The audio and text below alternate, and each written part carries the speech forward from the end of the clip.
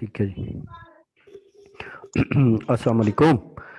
अच्छा स्टूडेंट्स, हम last time हमने थोड़ा सा इसको स्टार्ट किया था लैंग्वेज एब्जॉर्प्शन आइसोथर्म को। तो बेसिक जो पॉइंट्स थे वो मैंने डिस्कस किए थे। स्क्रीन शेयर हो रही है ना, आपको नज़र आ रही है ना? जी सर, आ रही है। ठीक है। अच्छा, लैंग्वेज एब्जॉर्प्शन आइसोथर्म में हमने जो पोस्टुलेट्स लास्ट टाइम भी डिस्कस किए थे, थोड़ा सा मैं उससे स्टार्ट करता हूँ। एक तो हमने कहा था कि यूनिमॉलिक्यूलर थिक लेयर होगी, यानी मोनोमॉलिक्यूलर थिकनेस की लेयर बनेगी। इसका मतलब है सिर्फ एक ही लेयर बनेगी, ऊपर मल्टी लेयर्स नहीं बनेगी। सारी सरफेस एक एक मॉलिक्यूल ही कवर करते जाएंगे। और दूसरा ये हमने कहा था कि एक साइट पे जो एक्टिव साइट होगी उस पे सिर्फ एक ही मॉलिक्यूल आके बैठेगा, और वो जो मॉलिक्यूल है सिर्फ साइट ही पे बैठेगा, साइट के अलावा कहीं नहीं जाएगा। तो इसका मतलब है कि जो मॉलिक्यूल्स, गैस के मॉलिक्यूल्स हैं, वो आपस में कोई इंटरेक्शन शो नहीं करेंगे, बल्कि उनका सारा फोकस एडजॉर्ब होने पे, सारी की सारी एनर्जी जो रेलिवेंट होगी वो उसी पे होगी, यानी कि वो एडजॉर्बेंट की सरफेस पे एडजॉर्ब हों, ना कि आपस में कोई फिनोमिना स्टार्ट कर दें। और दूसरा ये भी कि आपस में अगर सपोज थोड़ी देर के लिए हम इमेजिन करें कि गैस के मॉलिक्यूल्स आपस में कोई अट्रैक्शन शो करना शुरू कर दें, तो फिर तो क्या होगा कि पहली लेयर बनने के बाद आवाज नहीं आ रही। बीच में डिस्टॉर्शन हो रही है। एक मिनट देख लेते हैं। चलिए आप बताइएगा अगर कोई मसला हुआ तो मैं थोड़ा कोशिश करता हूँ ऊंचा बोलूं। मैंने कहा कि जो हर एक साइट पे सिर्फ एक ही मॉलिक्यूल एडजॉर्ब होगा, उस साइट के अलावा इधर उधर कहीं भी मॉलिक्यूल नहीं बैठेगा। और गैस के मॉलिक्यूल आपस में भी अट्रैक्शन या इंटरेक्शन और नहीं शो करेंगे। इसका मतलब ये है कि आपस में अगर बिलफर्ज थोड़ी देर के लिए इमेजिन करें कि कोई मॉलिक्यूल्स, गैस के मॉलिक्यूल्स अट्रैक्शन शो करें, तो फिर तो क्या होगा, पहली लेयर के बाद दूसरे गैस के मॉलिक्यूल्स खींच के ऊपर नई लेयर बना लेंगे। तो इसका मतलब है कि वो हमने नहीं इमेजिन करना, इसमें हमने पोस्टुलेट्स ही उसने ये दिए कि यूनिमॉलिक्यूलर लेयर है और वन साइड वन मॉलिक्यूल, जिसका मतलब ये है कि ना आपस में इंटरेक्शन है और ना मजीद लेयर्स बनेंगी। तीसरा हमने कहा था कि इक्विलिब्रियम एस्टेब्लिश होगा। वो मैंने बताया था कि शुरू में एडजॉर्प्शन फास्टर होगी क्योंकि सारी अवेलेबल सरफेस है, फिर चूंकि वक्त के साथ साथ या एडजॉर्प्शन फिनोमिना के साथ साथ सरफेस कम होती जा रही है, तो adsorption with passage of time या with the passage of adsorption phenomena क्या होगा कि एडजॉर्प्शन का रेट स्लोअर होता जाएगा, जबकि डिजॉर्प्शन शुरू में कम थी क्योंकि एडजॉर्ब्ड मॉलिक्यूल ही नहीं थे जिसमें से कोई चीज डिजॉर्ब होती। फिर वक्त के साथ साथ एडजॉर्ब्ड मॉलिक्यूल की तादाद बढ़ती गई तो डिजॉर्प्शन भी बढ़ती जाएगी। तो इट मीन्स के फिर एक स्टेज आएगी जहां पे जितने मॉलिक्यूल एडजॉर्ब हो रहे हैं उतने ही डिजॉर्ब हो रहे हैं, जिसे हम डायनेमिक इक्विलिब्रियम कहते हैं। तो इक्विलिब्रियम एस्टेब्लिश होगा, ये मैंने बता दिया। कंडेंसेशन शुरू में ग्रेटर है, इवेपोरेशन बाद में ग्रेटर है, फिर एस्टेब्लिश हो जाता है इक्विलिब्रियम। चौथा पॉइंट हमने कहा था कि गैस आइडियली बिहेव करती है, कोई और फिनोमिना, कोई और अट्रैक्शन शो नहीं करती, यानी कोई और उसमें लोचा नहीं होगा, कोई और गड़बड़ नहीं होगी, बल्कि आइडियली बिहेव करेगी। और सरफेस जो है वो सारी थ्रू आउट यूनिफॉर्म होगी एनर्जेटिकली, और बड़ी स्मूथ और यूनिफॉर्म किस्म की सरफेस होगी। इन पोस्टुलेट्स को हमने कंबाइन करते हुए पहले कहा कि rate of absorption directly proportional है प्रेशर के। ये लास्ट टाइम हम डिस्कस कर चुके थे, मैं सिर्फ उसको तेजी से रिपीट करूं। रेट ऑफ एब्जॉर्प्शन प्रेशर पे डिपेंड कर रहा है। दूसरी चीज जो हम कहते हैं कि रेट ऑफ एब्जॉर्प्शन डिपेंड करता है अवेलेबल सरफेस पे, जिसमें ये थीटा वो फ्रैक्शन ऑफ द सरफेस है जो कवर्ड है, और अवेलेबल हो गई वन में से जब माइनस करें, तो इसका मतलब है one minus theta available surface है। अवेलेबल सरफेस पे भी डिपेंड करेगी एब्जॉर्प्शन का रेट, और दूसरा प्रेशर पे भी डिपेंड करेगी। इन दोनों को इकट्ठा करें, प्रेशर और ये जो सरफेस एरिया है, तो हम कहेंगे कि rate of absorption is directly proportional to the product of pressure and available surface, P into one minus theta. ये दोनों चीजों को हमने इकट्ठा कर लिया। फिर प्रोपोर्शनलिटी साइन को हटाया और हमने कांस्टेंट के ए यानी एब्जॉर्प्शन कांस्टेंट लिख लिया के ए के तौर पे। ये जो इक्वेशन है ये रेट ऑफ एब्जॉर्प्शन है, जिसे रेड रेक्टेंगल में बंद किया गया है, ये रेट ऑफ एब्जॉर्प्शन हो गई।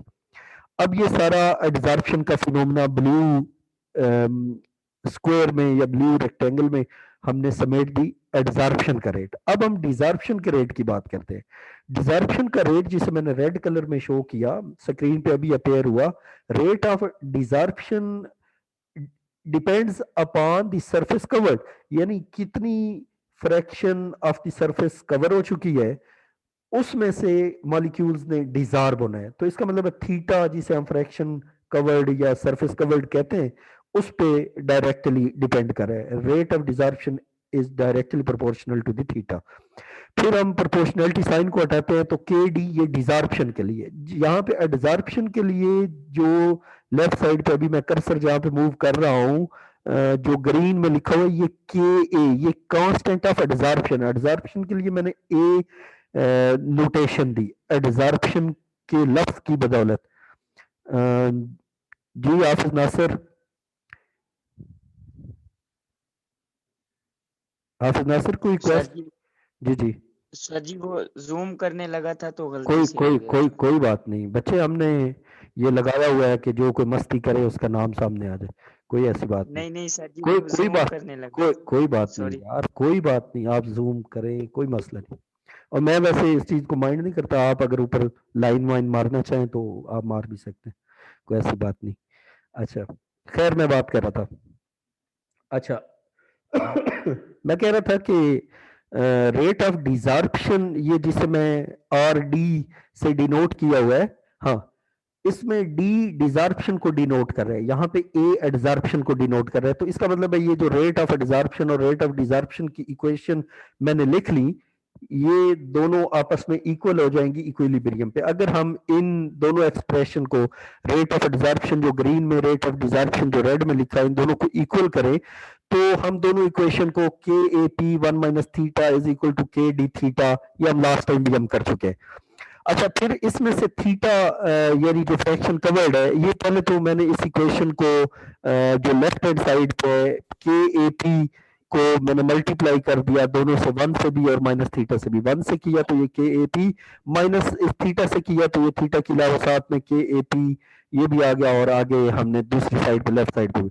इसमें से थीटा दोनों साइड्स पे चूंकि मौजूद है, थीटा वाली टर्म्स एक साइड पे मैं लेके आ गया, ये थीटा वाली दोनों जो टर्म्स थी इनको एक साइड पे लिखने के बाद इनमें से मैंने कॉमन थीटा यानी फ्रैक्शन कवर्ड असल में मैंने डिटरमिन कर ली। और ये फ्रैक्शन कवर्ड कैसे डिटरमिन करूंगा, ये ग्रीन में लिखा हुआ है थीटा, ये साथ में जो एक्सप्रेशन मल्टीप्लाई हो रहा है के ए और के पी प्लस के डी जो भी है, ये सारा मल्टीप्लाई होके इस साइड पे मौजूद है।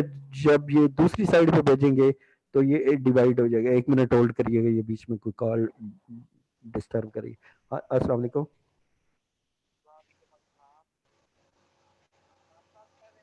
जी जी जी जी बोले, जल्दी बोले। हाँ जी, तरीकाकार ये है कि आप ना अपने नंबर से जिस स्टूडेंट का एडमिशन हुआ है उनका जो फी वाउचर आपने जमा करवाया है उसकी पिक भेजें, व्हाट्सएप करें, फिर मैं आपको लिंक भेज दूंगा, जी आर का नंबर भेज दूंगा, आप उनसे वो स्टूडेंट रब्ता कर लेगी, वो उन्हें ऐड कर लेगी ग्रुप में, लिंक भेज देगी, क्लासेस हो जाएंगी, बाकी इन्फॉर्मेशन वही शेयर करेंगी, आप व्हाट्सएप पर रब्ता कर लें। वालेकुम अस्सलाम, क्या हाल है? आगे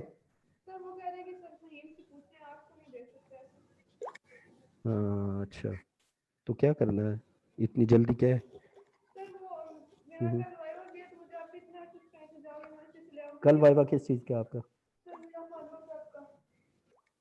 सही, परसों है, चले मैं ना आज पता कर लूँगा, अगर हुआ तो फिर मैं उसका निकलवा के या अपने पास रख लूँगा, परसों आप जाते हुए मुझसे पता कर लीजिएगा, ठीक है?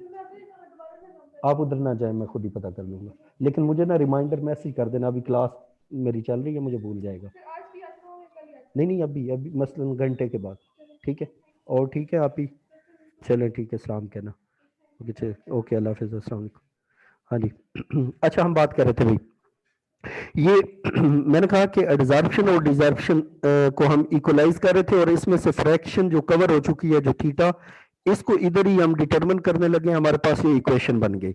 यानी ये इस साइड पे जो के पी था इसके डिनोमिनेटर में यहाँ पर राइट हैंड साइड पे जो मल्टीप्लिकेशन में या प्रोडक्ट में आ रही थी चीज वो सारा डिनोमिनेटर बन गया।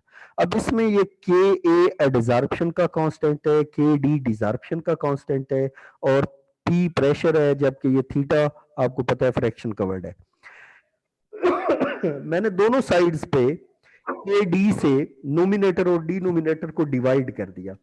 यहाँ पे जब डिवाइड किया के ए को तो ये के ए डिवाइडेड बाई के डी, और इसी तरह ये नीचे वाले दोनों से डिवाइड होगा, क्योंकि ब्रैकेट के बाहर लिखूंगा तो अंदर वाली दोनों चीजों से डिवाइड होगा। यानी मैं डिनोमिनेटर और नोमिनेटर दोनों को के डी से डिवाइड कर रहा हूं। तो जो प्रोसेस नोमिनेटर के साथ किया जाए वो डिनोमिनेटर के साथ करे तो इक्वेशन पे कोई डिफरेंस नहीं आता। लेकिन यहाँ पे एक चीज हमारे सामने, एक नई टर्मिनोलॉजी, एक नई रेशो के ए डिवाइडेड बाई के डी, यानी ये रेशो है कांस्टेंट्स की, एडजॉर्प्शन और डिसॉर्प्शन के कांस्टेंट की। तो इस के ए और के डी को जो एडजॉर्प्शन और डिसॉर्प्शन के कांस्टेंट्स की रेशियो है, इसे मैं एडजॉर्प्शन कोफिशिएंट का नाम देता हूं। ये एडजॉर्प्शन कोफिशिएंट जो है, मैंने लास्ट टाइम भी बताया था कि ये ज्यादा होगा अगर के ए यानी रेट ऑफ सॉरी जो कांस्टेंट ऑफ एडजॉर्प्शन है इसकी वैल्यू ज्यादा हो, और ये कम होगा अगर डिसॉर्प्शन की वैल्यू ज्यादा होगी कांस्टेंट की। अच्छा, यहाँ पे अब ये देखें डिनोमिनेटर में के डी डिवाइडेड बाई के डी, ये तो आपस में कैंसिल आउट होके 1 बन जाएगा। इस के ए डिवाइडेड बाई के डी को मैं एक आर्बिट्रेरी डिजिट या अल्फाबेट बी यानी एडजॉर्प्शन कोफिशिएंट के तौर पे रिप्लेस कर रहा हूं। ये सारी इक्वेशन जो अभी ब्लू में सर्कल हुई, ये लास्ट टाइम हमने डिस्कस की थी। इससे आगे आज हमने चलना है। यहाँ पे जो थीटा है, ये अभी मैंने बात की, थीटा यानी फ्रैक्शन कवर्ड, तो ये थीटा, इसको ये साथ में के डी को मैंने रिप्लेस कर दिया बी से। बी मैंने बताया कि ये एडजॉर्प्शन कोफिशिएंट है, इसको सिर्फ रीअरेंज किया। लास्ट टाइम भी हम ये बात कर चुके थे। हाँ, अब x ओवर m वो चीज है, आपको मालूम है कि x है अमाउंट एडजॉर्ब्ड और m है जो कि मास ऑफ एडजॉर्बेंट हम यूज कर रहे हैं। तो इसका मतलब है कि वो डिपेंड कर रहा होगा एक्सटेंट ऑफ एडजॉर्प्शन किस पे, कि फ्रैक्शन ऑफ द सरफेस कितनी कवर हो चुकी है। ये मुझे एक जरा ना इधर बीच में सारे स्टूडेंट्स जो है,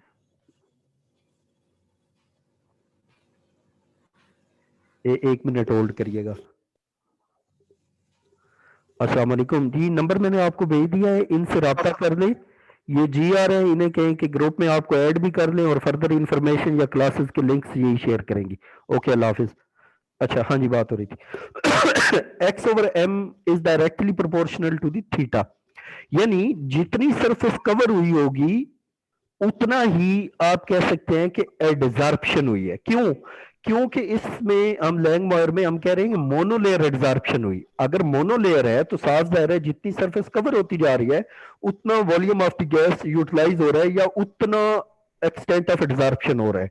अगर तो मल्टी लेयर होती तो फिर तो साफ जाहिर है कि सरफेस के साथ इतना लिंक जरूरी नहीं था। हो सकता है मल्टी लेयर में एक ही जगह पे बहुत ज्यादा मॉलिक्यूल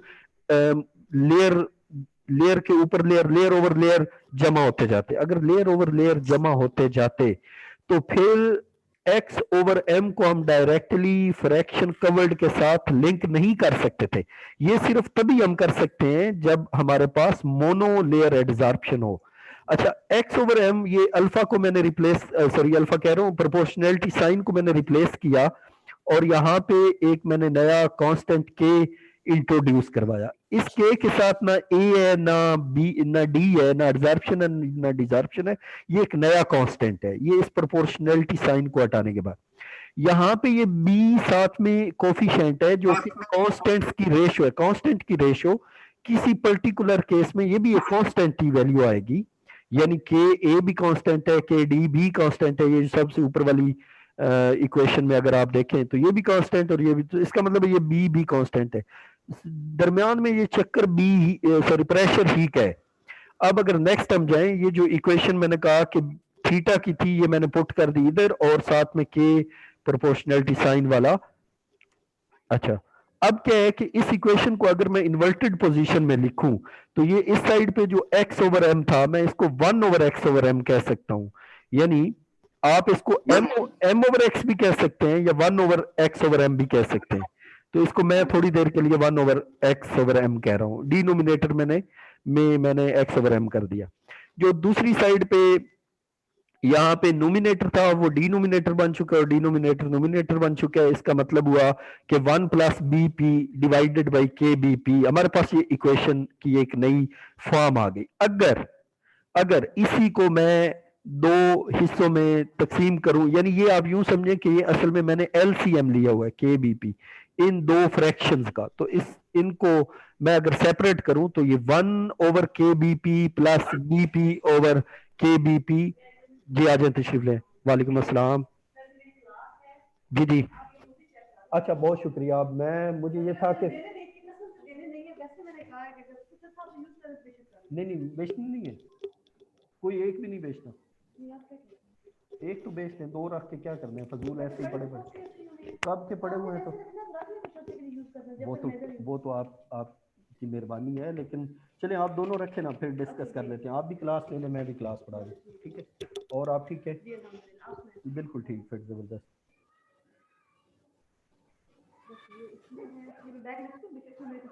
हाँ बैग ले लें, बस मैं इसको चेक कर लूँगा, ठीक है। और बैटरी चार्ज है दोनों की, मतलब 0008 और 123, ठीक है। Thank you very much. चले फिर मिलते हैं थोड़ी देर तक। ओके, अल्लाह हाफिज़। नहीं ले लें, क्लास ले लें, मैं भी क्लास ले लें। हाँ जी, बात हो रही थी। अच्छा सॉरी यार, ये बीच में काफ़ी इंटरप्शन होती रहती है। आपको पता है कि मेरा सारा दिन यही ऑफिस में सिलसिला चलता रहता है, कभी कोई लेकिन उम्मीद है कि आप लोग थोड़ा बड़े दिल से मुझे इस चीज़ की माफ़ी दे देंगे, क्षमा कर देंगे मुझे। अच्छा खैर, बात हो रही थी जी, मैं कह रहा था कि यहाँ पे मेरा एलसीएम समझें कि लिया हुआ था और इसको मैंने दो फ्रैक्शंस में कन्वर्ट कर लिया। और ये जो सेकंड नंबर पे राइट हैंड साइड पे फ्रैक्शन बन रही है, इसमें बीपी ओवर बीपी इसको कैंसिल आउट किया जा सकता है। तो इसका मतलब हुआ कि ये जो बीपी ओवर बीपी है इसको कैंसिल आउट करें तो इक्वेशन मेरे पास कुछ यूं बन गई, यानी बाकी सारा वो जो आपके सामने है नजर आ रहा है। अच्छा, यहाँ पे मैंने अब दोनों साइड्स पे ना, दोनों साइड्स पे राइट हैंड साइड पे और लेफ्ट हैंड साइड पे पी से मल्टीप्लाई कर दी इक्वेशन के दोनों साइड पे, यानी तराजू के दोनों साइड पे दोनों पलड़ों पे एक जैसा काम करें तो इक्वेशन डिस्टर्ब नहीं होती। अगर एक पलड़े से आधा किलो उठा लें, दूसरे से भी उठा लें तो भी तवाज़ुन कायम रहेगा। दोनों साइड्स पे आप एक एक छिटांक रख दें तो भी सेम सीन रहेगा। तो इसी तरह हम इक्वेशन के दोनों साइड्स पे अगर कोई भी काम कर रहे हैं तो इक्वेशन की असलियत चेंज नहीं होगी। तो यहाँ पे भी मैंने प्रेशर पी से राइट हैंड साइड और लेफ्ट हैंड साइड को मल्टीप्लाई किया। अब चूंकि राइट हैंड साइड पे दो फ्रैक्शंस हैं, दोनों से मल्टीप्लाई हो गया, इक्वेशन मेरे पास जो बनी वो आपके सामने है।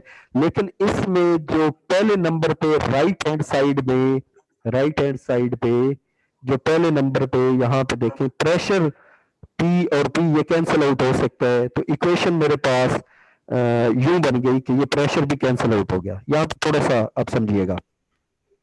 अब इक्वेशन की जो फॉर्म बनी पड़ी है इसमें मेरे पास लेफ्ट हैंड साइड पे P over x over m, ये x ओवर m असल में एक्सटेंट है, एक्सटेंट इन द सेंस कि x वो अमाउंट है गैस की जो कि एडजॉर्ब हुई और m वो अमाउंट है एडजॉर्बेंट की जो आपने यूज की थी।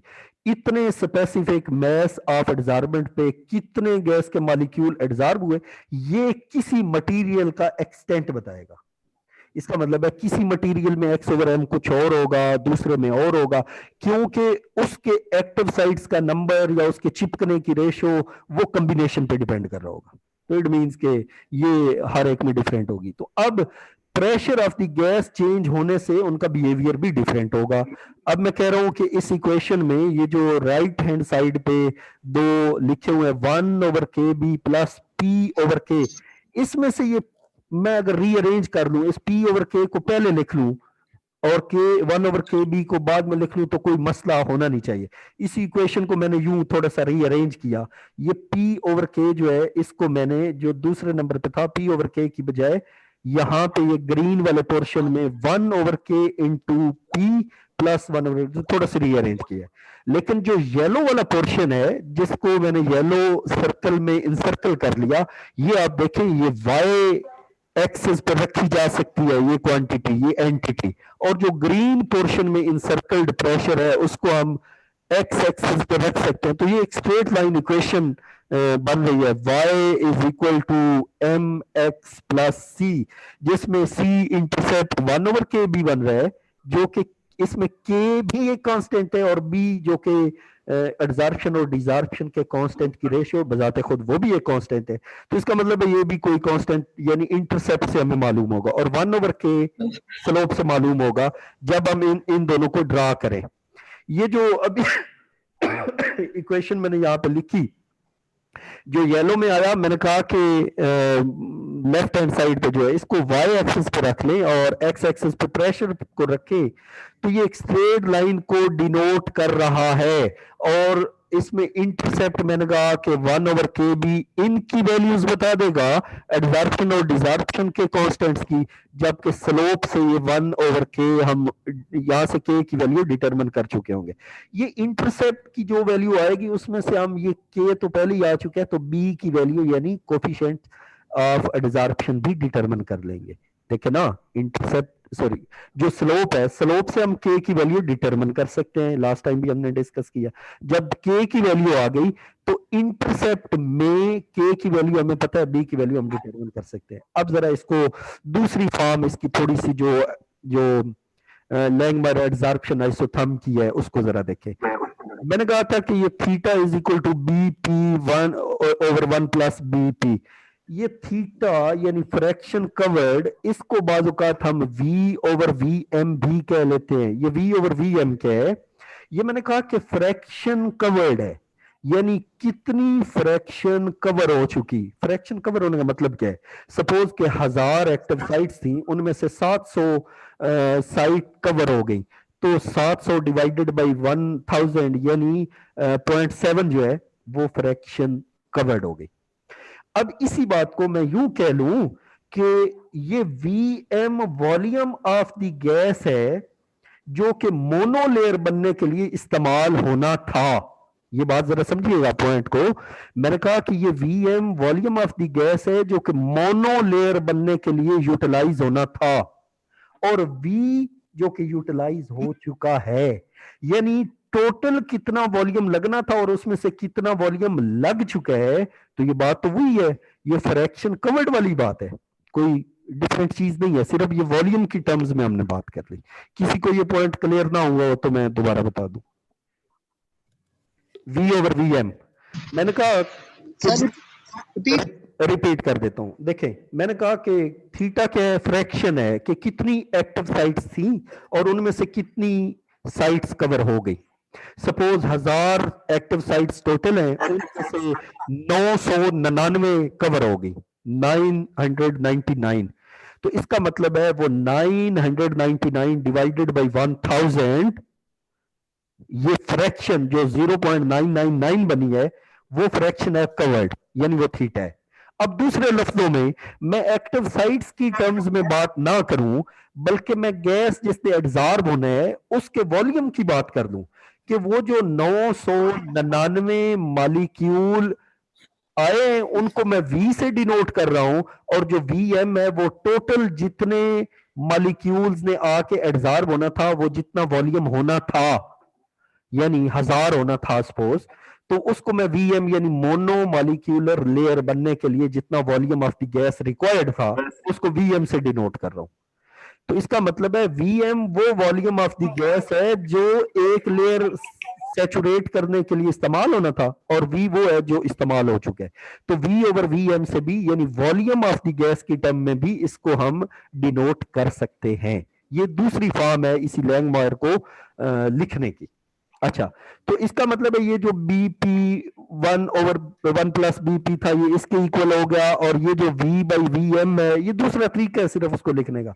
यहाँ पे ये जो इक्वेशन है जिस तरह हमने पहले इन्वर्टेड फॉर्म में लिखी, ये V/VM की बजाय इसको अगर इन्वर्टेड फॉर्म में नोमिनेटर को डिनोमिनेटर, डिनोमिनेटर को नोमिनेटर, तो VM/V is equal to 1 plus BP/BP, और फिर इसको मैंने स्प्लिट कर दिया दो फ्रैक्शन में, यानी समझे कि ये LCM था BP का।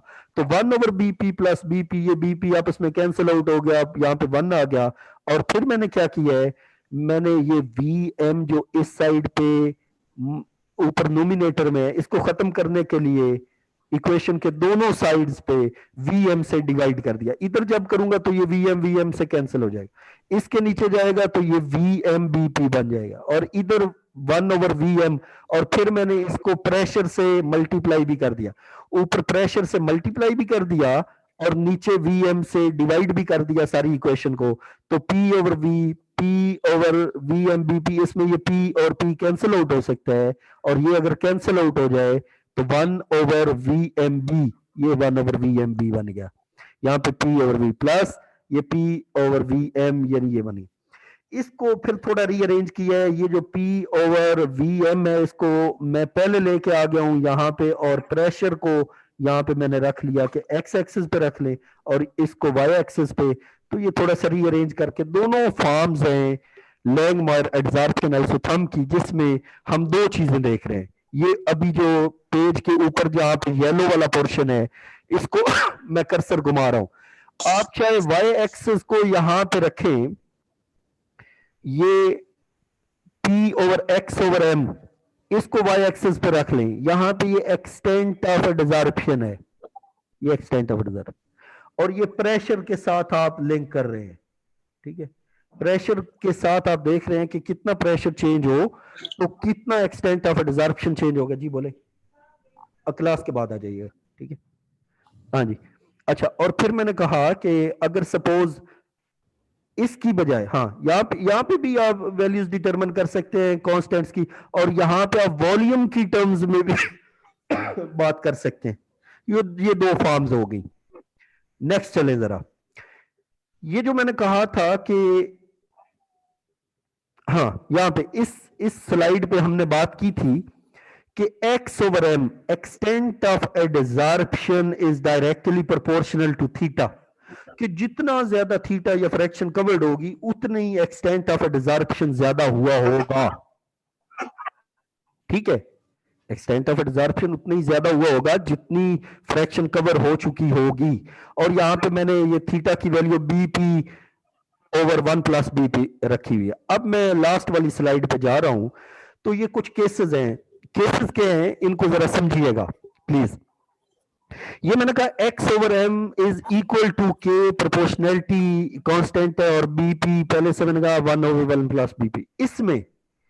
इसमें एक केस तो ये हो सकता है, आप अगर इमेजिन करें कि किसी जगह पे आप एडजॉर्प्शन करवा रहे हैं और उस गैस की नेचर ऐसी है कि उसका प्रेशर बहुत कम बनता है, यानी उसका प्रेशर बहुत कम है।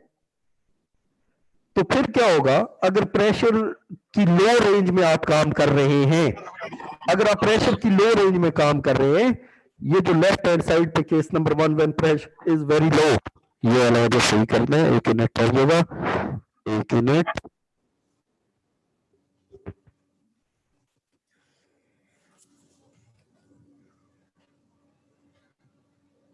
हाँ जी, तो बात हो रही थी, मैंने कहा कि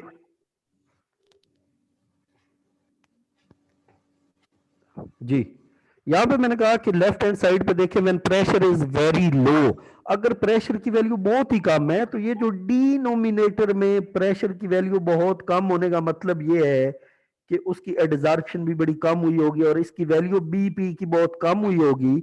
और अगर BP की वैल्यू बहुत कम है तो इक्वेशन में ये जो KBP1 प्लस BP है, इसमें हम डिनोमिनेटर वाला BP इग्नोर कर सकते हैं, यानी उसकी वैल्यू कहीं 1 से बहुत कम है। ये इसी तरह है कि अगर आप किसी बड़ी सी अमाउंट को आप 1 से डिवाइड करें, या 1.001 से डिवाइड करें तो तकरीबन आंसर सेम ही रहेगा।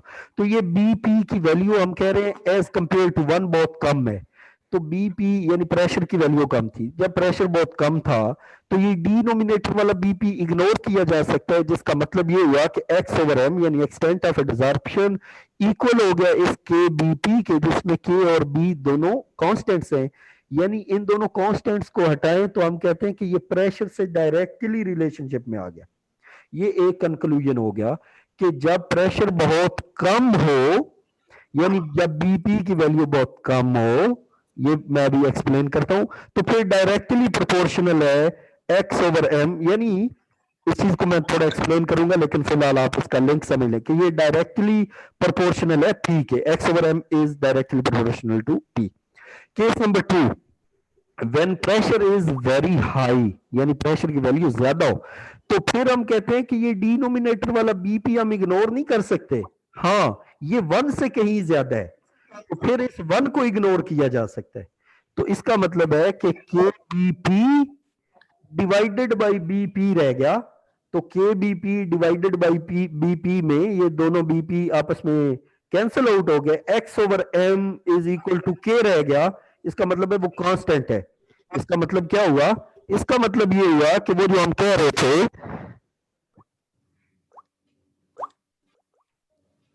ये इक्वेशन मैं जरा यहां पे भी लिख दूं कि वो जो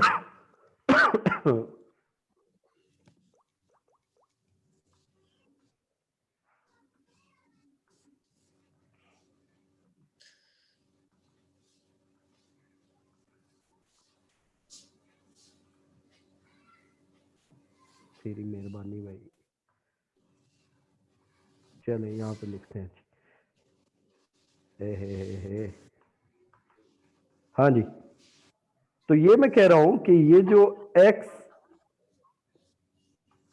ये जो अभी इक्वेशन आपके सामने आ रही है, इसमें मैं कह रहा था कि ये तो p के फिर डायरेक्टली प्रोपोर्शनल नहीं है ना। उसकी रीजन ये कि ये तो कांस्टेंट की इक्वल है। तो फिर क्या है, यहां पे मैं अगर इसको लिख लूं कि ये p की पावर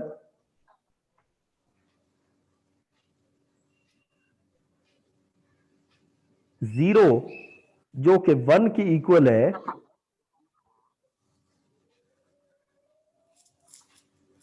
इस बात की समझ आ गई ये मैंने क्या कहा? यहां पे मैंने कहा था कि x over m is directly proportional to p, यानी उसके फर्स्ट ऑर्डर पे डिपेंड करे।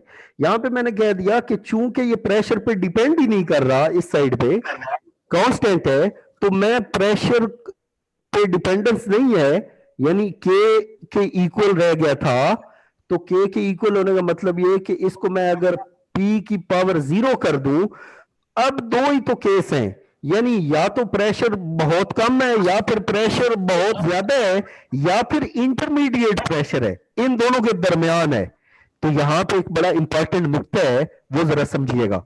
वो ये है कि या तो फर्स्ट ऑर्डर डिपेंडेंस है प्रेशर पे एक्सटेंट ऑफ एब्जॉर्प्शन की, जब प्रेशर बड़ा लो हो, यानी यहां पे इसकी पावर 1 है और यहां पे इसकी पावर 0 है, या फिर इसके दरमियान में सीन है। इसका मतलब ये हुआ कि 0 से लेके 1 तक p का एक्सपोनेंट हो सकता है, यानी extent of absorption x over m depend कर प्रेशर पे, लेकिन उसके प्रेशर का जो एक्सपोनेंट है उसे मैं n कह लूं, या यूं कह लूं कि वो 0 से 1 तक उसकी रेंज है। तो ये तो लैंगमोयर एब्जॉर्प्शन आइसोथर्म, ये वही वाला नुक्ता नहीं एक्सप्लेन कर रही जो फ्रोइडलेख ने फरमाया था, इंपिरिकल फार्मूला।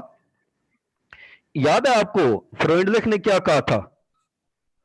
फ्रोइडलेख ने एक एब्जॉर्प्शन का इंपिरिकल फार्मूला दिया था और उसने ये फरमाया था, कहां फरमाया था, हाँ, उसने ये कहा था, अगर आपको याद हो, जब हमने लास्ट टाइम भी पढ़ा था कि x ओवर m, याद है, ये हमने बात की थी, ये मैं पिछली प्रेजेंटेशन में चला गया। उसने एक इंपिरिकल फार्मूला दिया था कि x over m is equal to k और p प्रेशर पे डिपेंडेंस है और ये 1 ओवर n है। इसमें एक्स वही है, एम वही है, प्रेशर वही है, बाकी ये के और 1/n कांस्टेंट थे।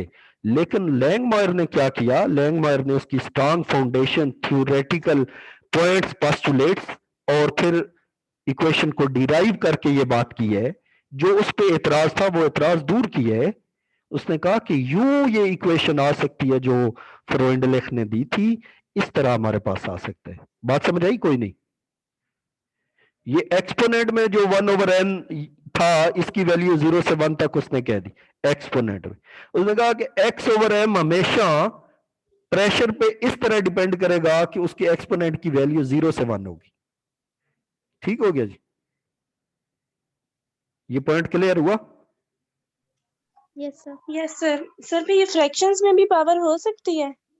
सॉरी, फ्रैक्शन में पावर हो सकती है, मतलब 0.1 या 0.2?